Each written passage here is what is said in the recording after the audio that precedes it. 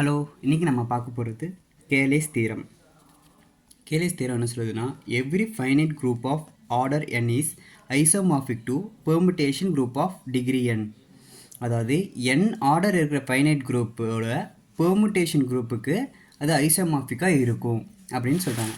இதை நம்ம எப்படி ப்ரூவ் பண்ணணும்னா, ஒரு குரூப் எடுத்துக்கிறோம் ஜீனு, அதோட permutation group G days fine பண்ணுறோம். இது ரெண்டுமே ஐசோமார்பிக்காக இருக்குன்னு ப்ரூவ் பண்ணணும். இதுதான் Cayley's Theorem. இதுக்கு 3 ஸ்டெப்ஸ் இருக்குது. ஃபஸ்ட்டு பெர்முடேஷன் குரூப் கண்டுபிடிக்கணும்.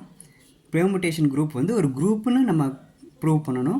அப்புறம் ரெண்டும் ஐசோமார்பிக்காக இருக்குன்னு ஷோ பண்ணணும். இதை பண்ணிவிட்டு நம்ம தியரத்தை ப்ரூவ் பண்ணிடலாம்.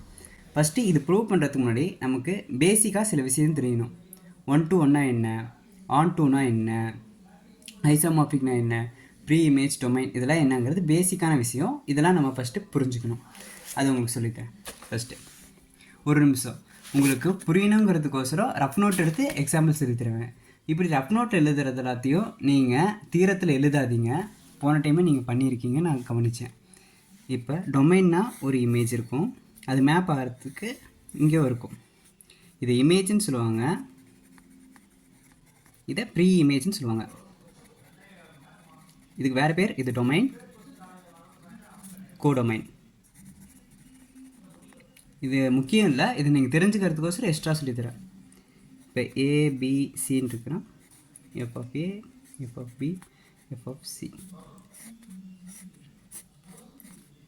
ஒரு எலமெண்ட்டுக்கு ஒரு இமேஜ் இருக்கும், அதோடு மேப் பண்ணுறது தான் மேப்பிங்கிறது. இப்போ இந்த எலமெண்ட்டுக்கு இங்கே ஒரு இது மேப் ஆகிருக்கு. இப்படி இங்கே இருக்கிற ஒவ்வொன்றுக்கும் இங்கே ஒரு மேப் ஆகிருந்தால் அதுக்கு பேர் 1 to 1பாங்க. 1 to 1பாங்க.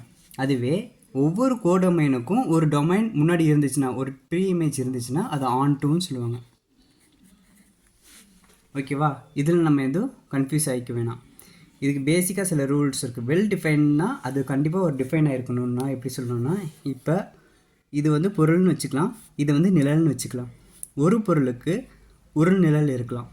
ஓகேவா? 2 பொருளுக்குமே ஒரு நிழல் இருக்கலாம். ரெண்டுமே பாசிபிள். ஆனால் ஒருத்தனுக்கு 2 நிழல் இருக்க முடியாது. அப்போ இது பாசிபிள் இல்லை. புரிஞ்சுதா?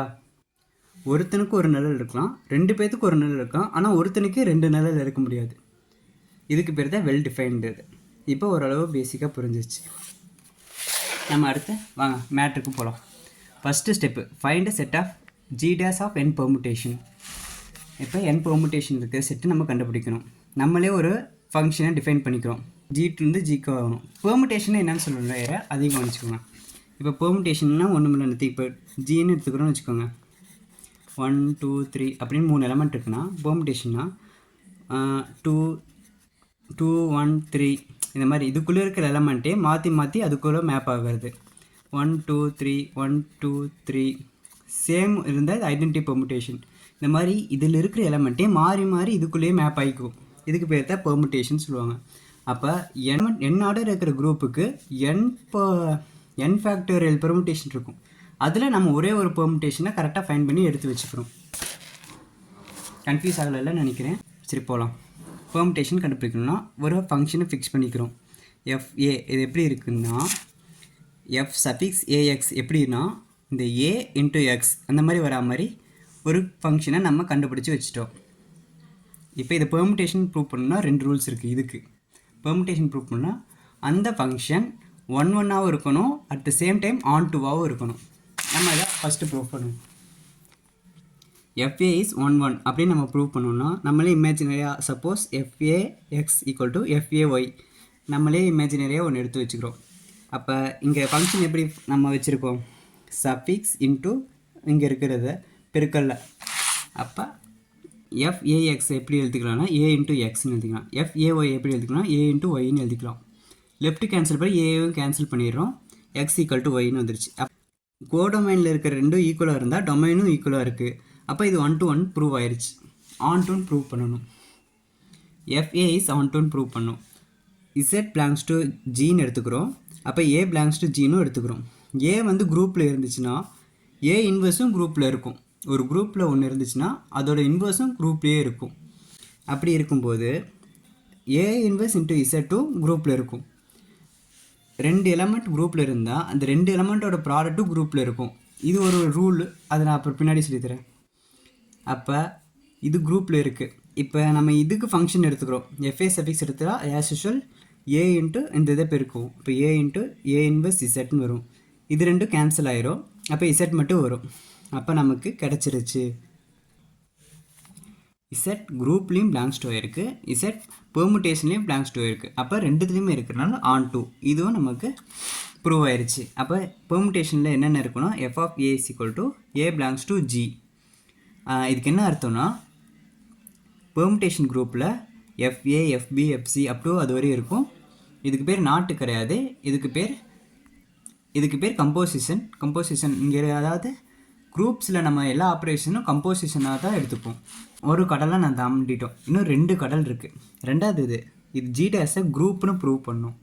இது குரூப்னு ப்ரூவ் பண்ணணும்னா இதுக்கு 4 ரூல்ஸ் இருக்குது. அது க்ளோசர் ப்ராப்பர்ட்டி ஒபே பண்ணணும், அசோசியேட்டிவ் ப்ராப்பர்ட்டி ஒபே பண்ணணும், ஐடென்டி ப்ராப்பர்ட்டி ஒபே பண்ணணும், இன்வெர்ஸ் ப்ராப்பர்ட்டி ஒபே பண்ணணும். அதையும் நம்ம படிப்படியாக போவோம். Closer property FA FP belongs to G நம்மளே கன்சிடர் பண்ணிக்கிறோம்.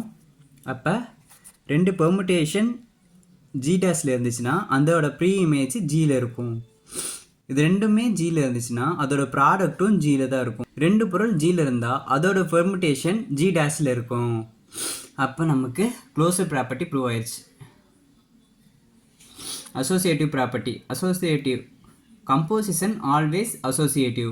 அதாவது A plus B equal to B plus A இந்த மாதிரி எல்லா ஆப்ரேஷனும் கம்போசிஷன் சொல்லுவாங்க. எல்லா கம்போசிஷனும் இந்த குரூப்பில் அசோசியேட்டிவ் தான் இந்த சப்ஜெக்டை பொறுத்த வரைக்கும்.